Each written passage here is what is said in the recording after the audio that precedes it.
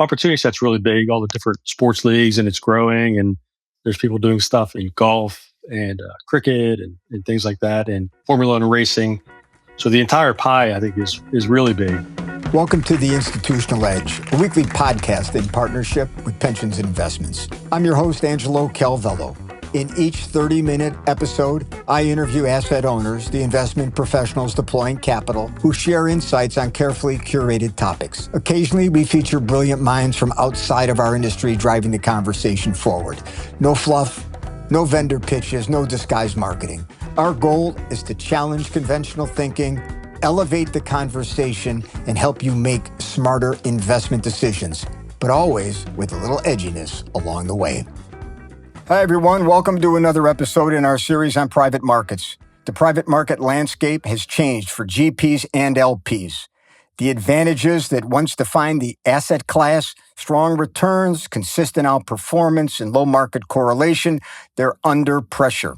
And forward-thinking asset owners are expanding their vistas and allocating more and more capital to what traditionally have been called unconventional markets, or what I would call sector-specific or niche private market opportunities, which is why I invited Eric Farls to join me to share his thoughts on what we're calling niche alpha, finding value beyond traditional private markets. Eric is Senior Portfolio Manager within the Fixed Income Group at the Maryland State Retirement and Pension System, where he focuses on private credit investments with a special emphasis on sector-specific opportunities. Eric is also a member of the agency's ESG committee. Eric earned a bachelor's degree in business administration from the University of North Carolina, Chapel Hill. Eric, thanks for joining me. Thanks, Angelo. Nice to be here with you. It's great. I know we spent a little time getting this together, but I feel good about it now, and I appreciate the preparation you put into this, and hey, I appreciate the tie. So let me kind of jump in here and just ask you to provide some background on Maryland's private market exposure and why you and your colleagues have moved beyond a rather conventional private markets allocation, what I would call beta, but you don't have to a more niche or sector-specific exposure. So I started here a little over 14 years ago, joined the organization. Our private credit portfolio had already been established. I would say right now we're roughly 5.5% of planned assets, right around $4 billion in the ground. Which has grown significantly since I started. But the biggest change to the things you spoke about in the opening, when I first started, it was more of a total return type lean in management of the portfolio. There was a lot of corporate mezzanine strategies, stress for control strategies, more of the traditional strategies that you would have seen early on in the past couple of decades or whatever. Then I'd say shortly after our recently retired CIO joined us, the portfolio was moved out of all private markets and into fixed income. And that's where our approach changed to more of a cash return, cash coupon type lean, strong collateral behind loans, as opposed to overall total return strategy. So it took a little bit of a while to kind of, revise the approach. So I'd say starting in 2019 type area, most of the strategies, there wasn't really much corporate direct lending.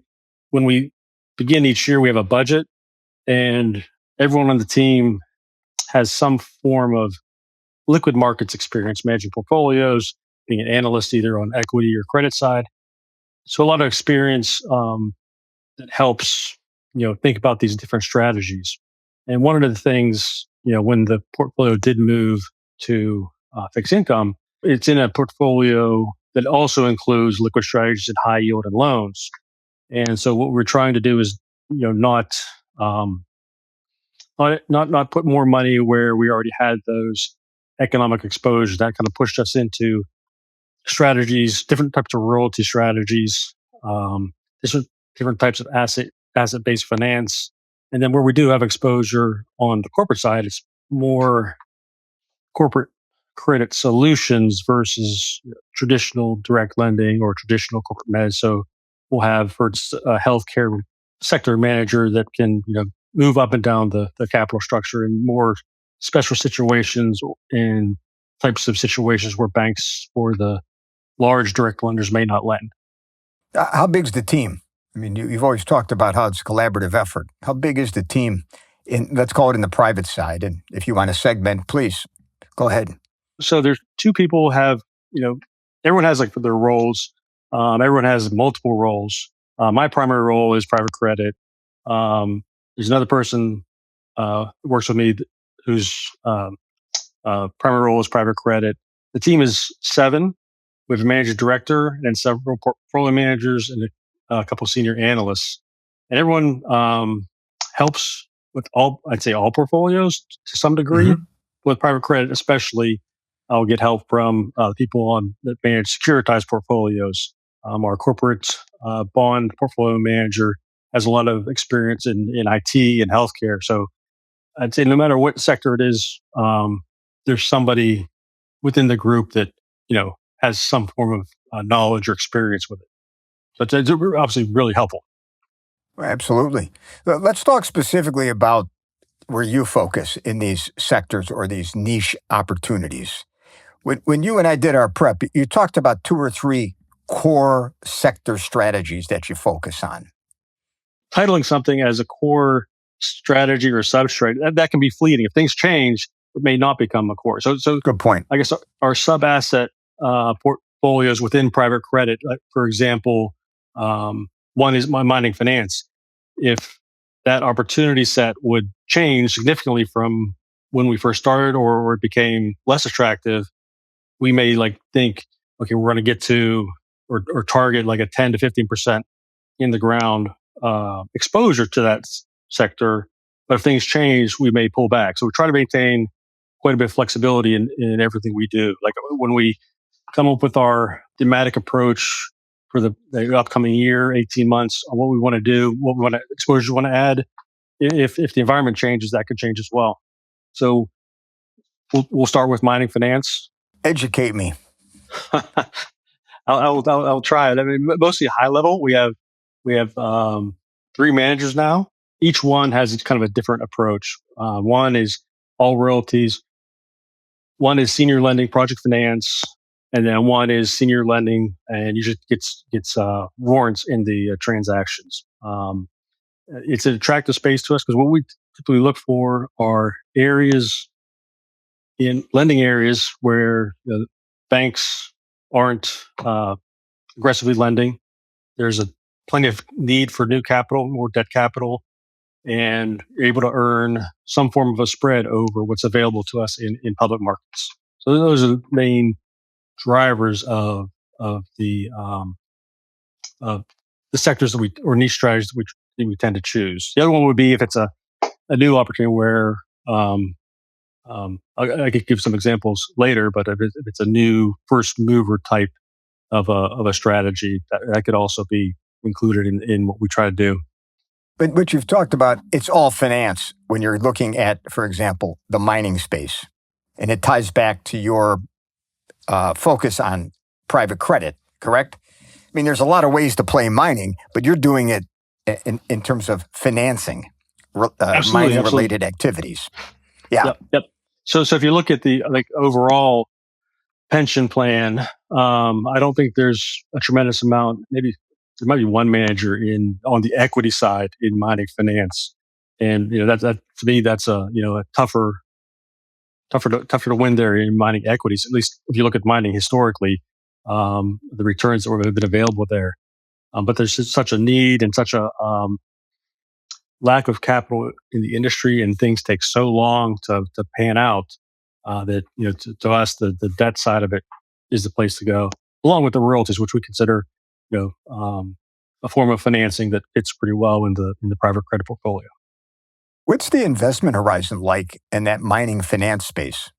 On the debt or the project finance, that's usually at least the funds we're in usually have a 7-year term. Usually the loans are shorter than that, usually like 3 to 5. Some get paid back early. The royalties have a much longer life. Some of the managers will sell them at some point. but they are longer. I mean, they could if at the onset of acquisition of that royalty, if things change, I mean, they could find a lot more of the resource in the ground, and that royalty could extend quite a bit, provide some upside return to the actual investment. Let's jump to the next sector because I know there's some overlap, or I'll say some commonality that we'll get to. Some commonality and parallels, yes. Yeah. So next sector, which one do you want? Sports finance. Let's start there. So that's Let's do easier. Sports finance. Sure. So I would say, and again, this comes back to the collaboration and it's a team effort here. I would say probably close to 8 or 9 years ago, my managing director wanted to saw something in an article about player transfer receivables, and so this is something that there's probably a way for managers to benefit and attack this space from a factoring approach, which there was, but it wasn't. There weren't really any funds that we could find that actually did it. And I spent I don't know how many years looking for a sports focused fund. I finally found one. I guess we invested 2020. It did sports, but it also did media and entertainment. And what we did, we invested in this fund and created a sidecar for co-investments where we'd try to skew that more towards sports when co-investments came up, I guess, out of the other potential investments that would go into it. We also have found some ways to gain access to player transfer receivables and other short-term type financings within the sports finance area with a couple of managers. That's growing quite a bit here, and it is also related, I guess, somewhat to music. I guess our view overall, from a thematic perspective, why we went into sports and like music royalties, TV, movie royalties, because we believe they would be resilient and consistent regardless of the economic cycle. And one of the outcomes of it is also when corporate credit or public equities perform poorly. I mean, these investments should do extraordinarily well, and also relative to more corporate-like strategies within private markets. So we built that out. I guess the overall exposure to all royalties, mining, media, and we have pharmaceutical as well, is probably right around 1/3 of the portfolio. I wanted to ask in that sports space, there's a lot of activity now, but again, this is sports finance you're focusing on. Am I right? And I mean, give me an example of a possible transaction that might be part of that portfolio. I mean, to me, the first thing I think of is FIFA and soccer players or European football, as we call it. Is that where I should be thinking in that space? That is right. That wasn't where we started, but that's probably the past 12, 18 months. We have more exposure there now. But yes, like player transfer receivables. One club will trade a player, deduce some money, want the money faster. A manager can step in, provide that money at a discount, and then once that money is paid back, our manager's paid back, and the system's paid back. One of the, I guess, attractive downside protection points in that I guess market is FIFA. So if a club that owes the money for some reason doesn't want to pay or is late, then FIFA can get involved. And regardless of other debt that might be on that club's balance sheet, since FIFA may not let that club play, they're going to pay that receivable. I think that had loss rates like 1 basis point over the past 20 years. So it's shorter term. So the managers have to recycle capital to generate a multiple on the capital, but it is a pretty good IRR because the club wants the money now and is willing to discount from what they would normally receive.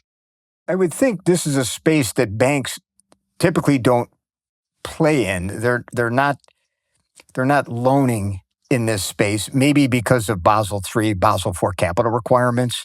So it kind of opens the opportunity up for GPs. And then, of course, you as an LP. Am I thinking the right way, Eric?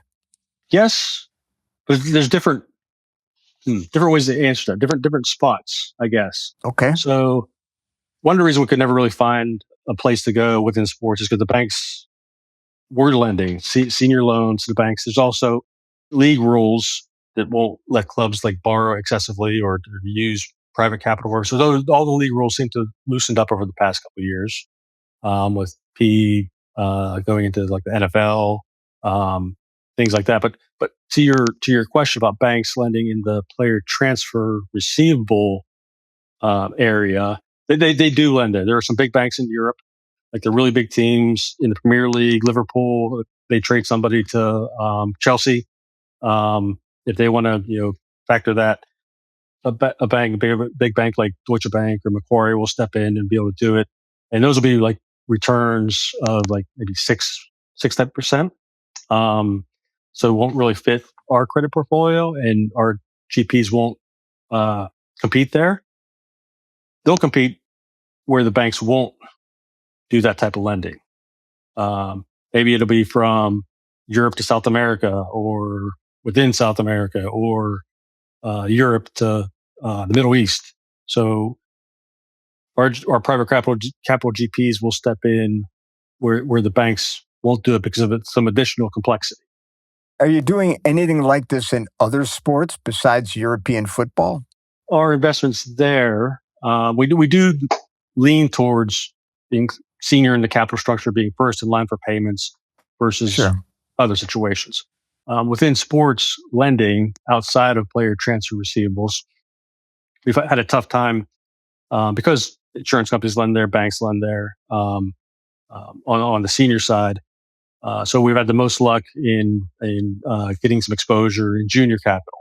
And I know on the other side of the plan, they have some investments with some PE firms on the equity side as well.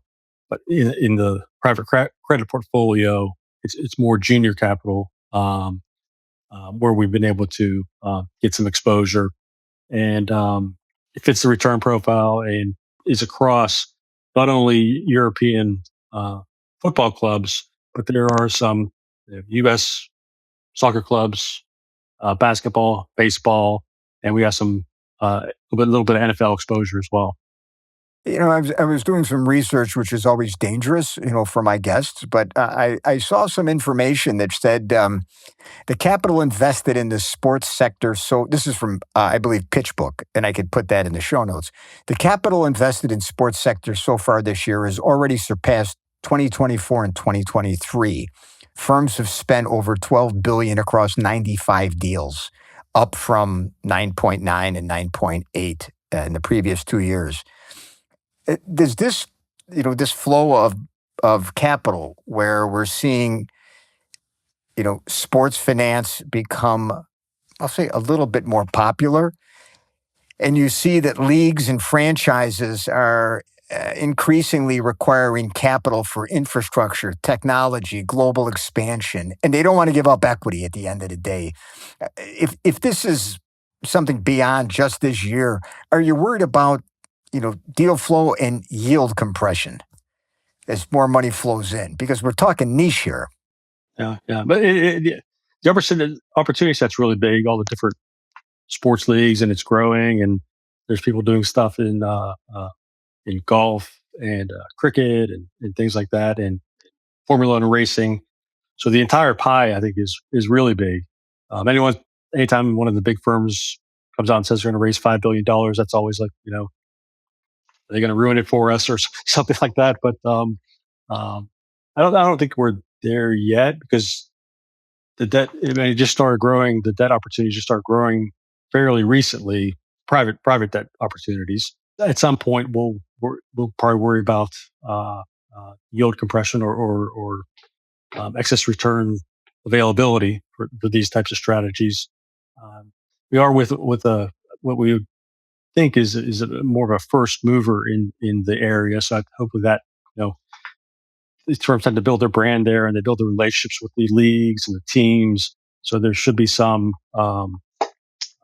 protection because of that, uh, and their understanding of the business, and they tend to help people do exactly what you said these sports teams want to do. I appreciate you giving me the education about how there may be money flowing in, but the opportunity set is also expanding. Like I hadn't thought about Formula One. I mean, I'm not a guy that watches Formula One, even though I'm of Italian descent and I probably should, but I hadn't thought about that. So money's flowing in, but it's still niche enough that you can still find the return and the diversification that you're looking for, and not worried about the compression yet, like we're seeing perhaps in leverage buyouts or one of the more traditional spaces. So People do still pay a lot of money for equity in these teams, it seems, but um, they keep attracting fans. They keep growing. So we'll see. We'll see what happens 10 years from now. Yeah. I mean, that's kind of one of the beauties of this type of investment is that it's really tied to a different set of economics. I mean, I'm not going to make a big forecast here, but I mean, so many people watch sports. I doubt there'd be a diminution in interest and value in these clubs. But, I'm not giving any investment advice here, Eric. I'm just thinking out loud that. Me either. Yeah. Oh, of course not. It's sort of counter-cyclical. Yeah, and to your point, like I remember speaking with one of our music royalty managers, and talk like they'll do some things like in their list of artists they have you know copyright IP too. So I haven't really heard of any of these, and they said, well, just keep in mind, like just because you don't listen to it doesn't mean nobody listens to it, and it's Yeah. the truth. It's the truth. Yeah. Like, That's a good I don't point. watch Formula One racing either, and then one of our management quite a bit of money in F1. So yeah, people Yeah. have what they enjoy, and they're gonna consistently watch it or participate. I had read something. There was even sports finance occurring in a sport I know nothing about, but cricket. Oh, for sure, So, for sure. yeah. I mean, just because I don't know about it doesn't mean there's not an opportunity, which takes us, to the theme here again about niche opportunities where you might be able to squeeze a little bit more return out. And I like the way in the sports example, just going back to that for a second, the way you talked about the risk mitigation strategy with those, I guess would be FIFA and UEFA have these enforcement provisions in place for non-payment. Mm-hmm. Never even thought about that, but it kind of gives you the risk mitigation you need when you're making those loans, when you're financing those deals. So, Well, you mentioned music royalties. This is an area I'm always interested in. Why don't you tell me what's going on there? And in terms of the three of music, sports finance, and mining finance, is music the largest of those three allocations, or are they co-equal? And then go into music. I'm just trying to get a sense of the portfolio. I would say in the ground, music would probably be the largest of the three. Okay. And that started a little earlier when we made our first investment, our first GP. I think we only found like three. This was back like 2018, 19-ish, I guess. I mean, not that there weren't more than that. Those are the only ones we could find that, were raising at the time and were big enough and things like that. Now we have three managers, and they all do something a little bit different. One does TV, film, and music, and it's probably of the three, they'll be the most recognizable properties. One does purely copyrights and probably has, at least for me, the least recognizable properties and artists. And there's one that's in the middle that'll do a lot more transactions versus the one that does the most recognizable one. So there's a diverse set of strategies and approaches within music. But then we'll also co-invest with these managers as well. So music used to be a good investment. Then Napster happened, and it was a terrible investment. Then streaming happened, and it's been a really good investment. But how kind of, as you alluded to, problems with a lot of people become interested in it. Will the returns stay where they've been for us over the past 3 to 5 years? That's TBD. But if you pay the right price and you're able to, forecast the cash flows appropriately, um, still seems to be good opportunities. It seems that, if I understand it right, you're basically, uh, getting these ongoing cash flows from, again, I'm out of my depth here, but I'm going to think streaming, radio, public performances, maybe licensing, Yep. and there's some durability, to that cash flow through economic cycles. Surprisingly strong Okay. durability. Yes. Those songs can be used elsewhere. If a song pops up is used in a movie or in a commercial, or like you said, it's performed live. There's could be a growing cash flow, and then all of a sudden you have a portfolio and 3 or 4 properties have unexpected bumps in revenue. So it's a very interesting space. Stepping back, you've talked about investing through funds. So, you'll work with a GP that may specialize. I'll just stay with music royalties for a minute. And you'll invest as an LP, but you also mentioned co-investments. You doing any co-investments in this space? We have. I've done 2 fairly large ones, both in the music space, and our one of our GPs, actually, it is a JV of. I mean, it's essentially co-investing. So we do co-investing, which helps a lot with blending down fees and keeping things less expensive for us as a whole in the portfolio. But we do co-invest. We do when we have a GP where we think there will be co-invest opportunities. A lot of times we'll set up a fund of one, a Maryland fund of one, to do this because it's a lot easier to close on deals if a vehicle's already set where you can put them as opposed to going through the legal every time. And it opens up other possibilities as well. Having a vehicle alongside of our main fund commitment, I guess.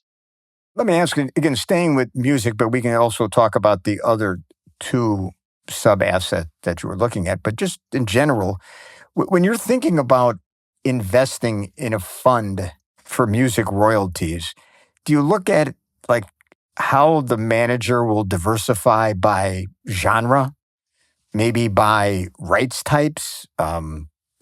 In sports, I guess, is it by sport, revenue type, geography? I mean, do you look for that kind of diversification in a portfolio?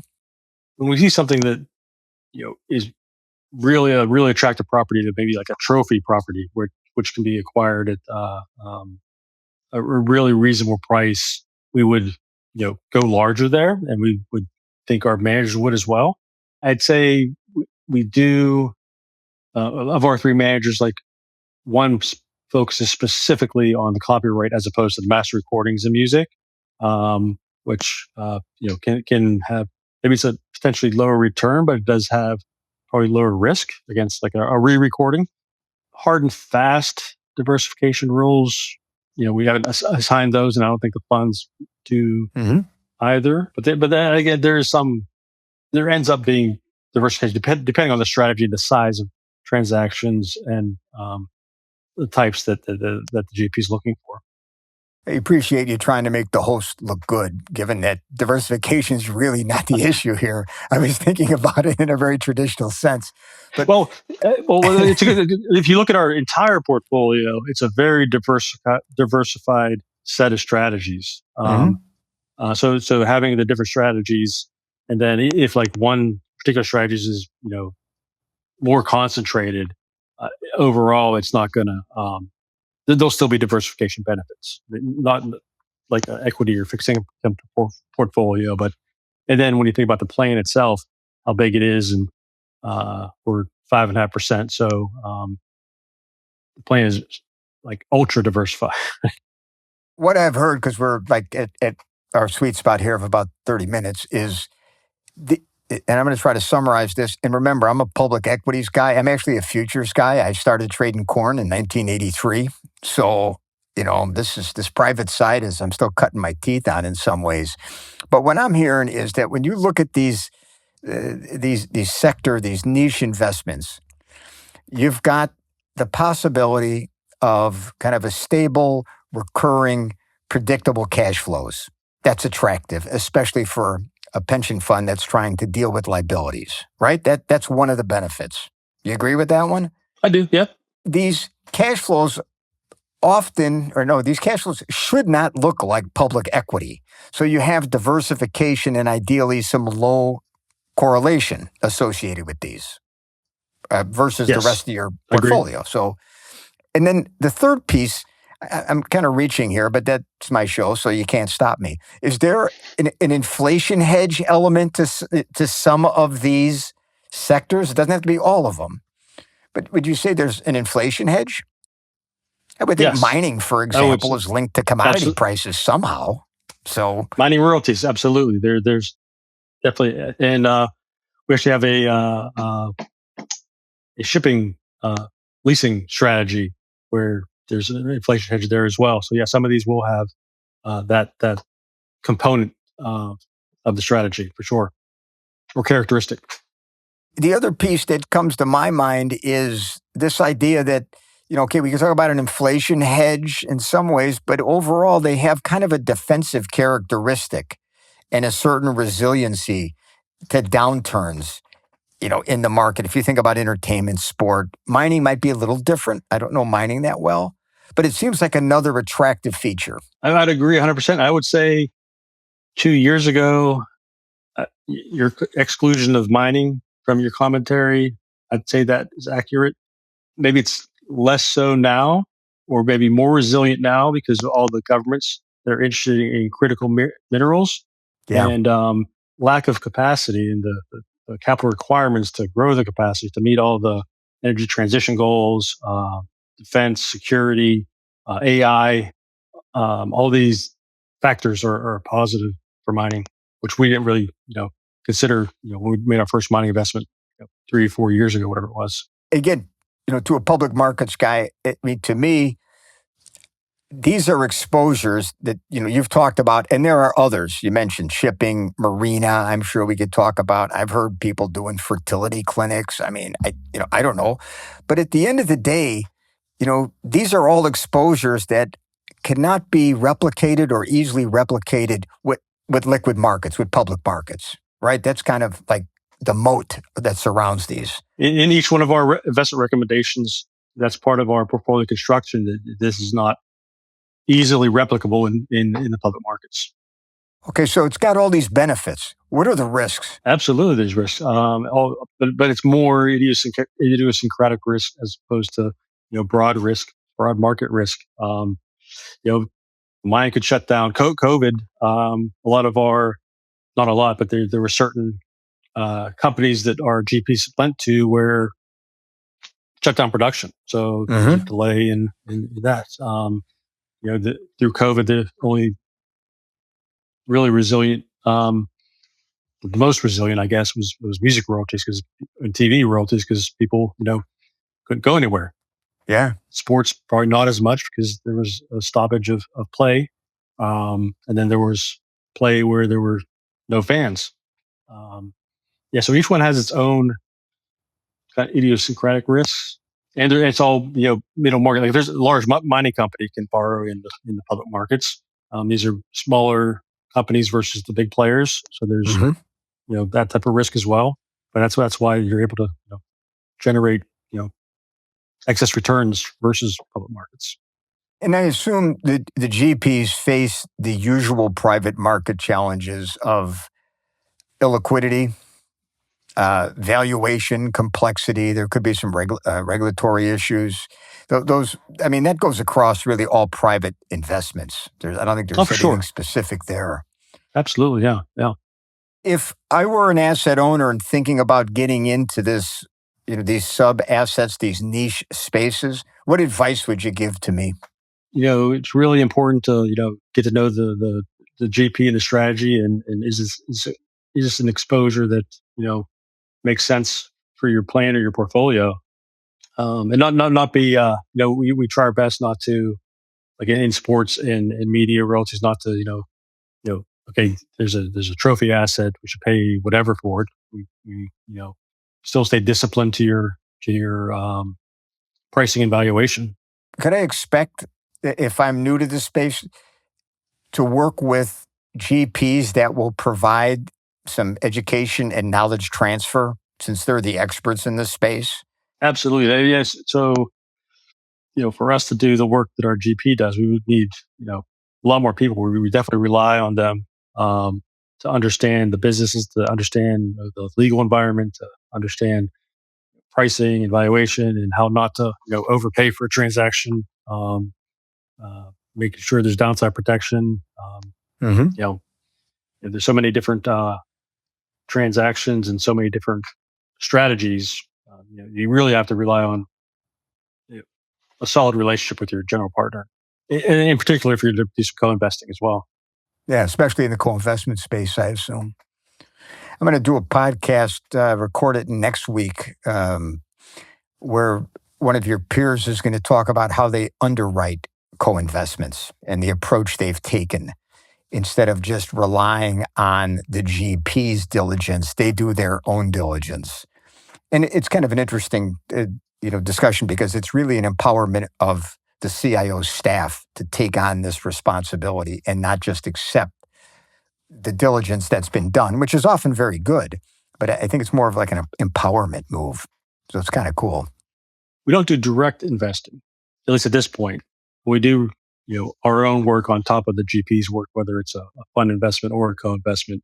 Yeah, everyone has a different approach, and you have resources and you have objectives, and you try to match it up to with what you're capable of doing. You've made the case in terms of why go into this space. And again, you offered mining finance, sports finance, and music royalties as examples. There's more to it, but we have a limited amount of time, and at least I want to have a limited amount of time and not have you talk for another 45 minutes, which I'm sure you could. We've seen the benefits, in terms of return, diversification, resiliency. The risks, as you pointed out, are idiosyncratic. You access these opportunities through funds and an occasional co-investment. And you made a compelling case, man, I got to tell you. I mean, and you gave me a good education here. I'm not going to jump into this space, but I kind of like music royalties. I see the Weeknd is looking to sell his portfolio of music for about $1 billion. I'm a big Weeknd fan, and if I could use his music to kind of take us out, I would, but I can't do it because of fair use issues.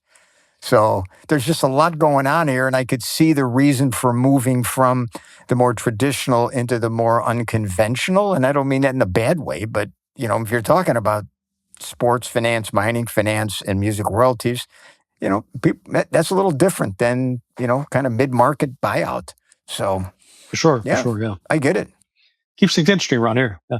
So before we leave, I got to ask you my one question. You know what's coming, man. The worst investment pitch you ever heard. You've been doing this at least at Maryland, I think you said since 2011, I think. Is that right? That is correct. 14 and a half years.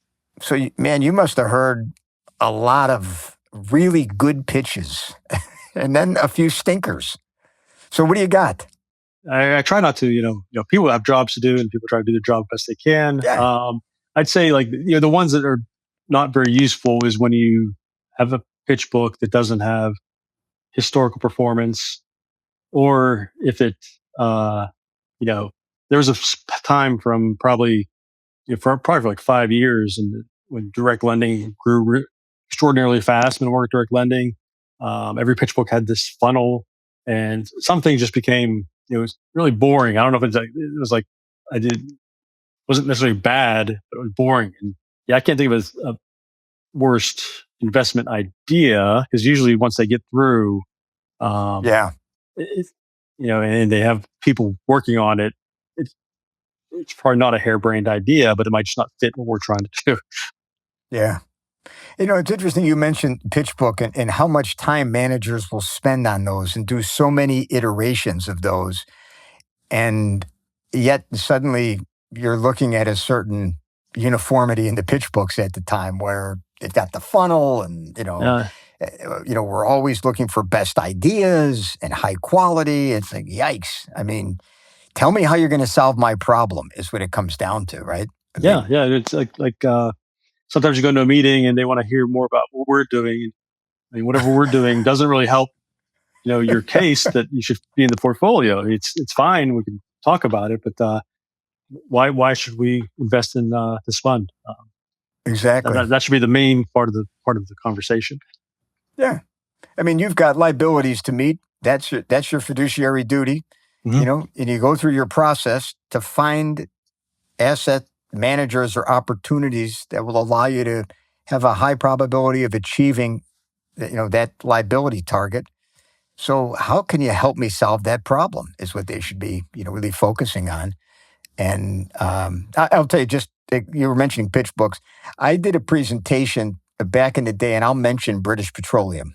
And their CIO was a guy named Marv Damsma here in Chicago. And I was going in with a large asset management firm that I was working with. And I told the CIO, I said, guy doesn't like pitch books. I'm just telling you. He goes, no, this is what we're doing. We always do it. So we're sitting around. There's maybe 6 or 8 of us. Before they came in, I put the pitch books down, good form, right? You're the asset owner. You walk in, there's the pitch book. Marv went around and picked up every pitch book and threw it in the recyclable. And he said, it's my meeting. Here's what we're going to do. I don't want your book. And after that, it basically is right. It's his meeting. And, if the manager wants to reference something to show performance, but really in that first meeting, it's all about, thinking about what the manager can do for, in this case, Marv at BP to help him solve a really an alpha problem he had. But he just picked them up. And I remember my CIO looked at me. I said, I told you.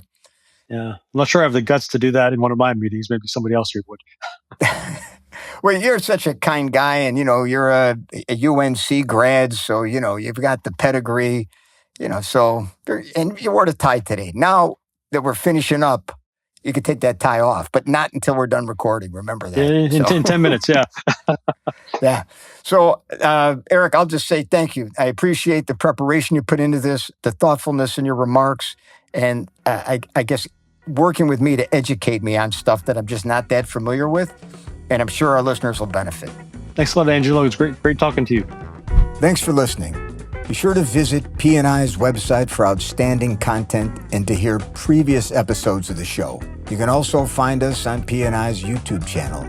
Links are in the show notes. If you have any questions or comments on the episode or have suggestions for future topics and guests, we'd love to hear from you. My contact information is also in the show notes.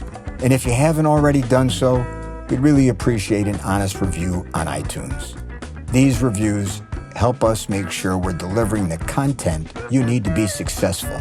To hear more insightful interviews with allocators, be sure to subscribe to the show on the podcast app of your choice. Finally, a special thanks to the Northrop family for providing us with music from the Super Trio.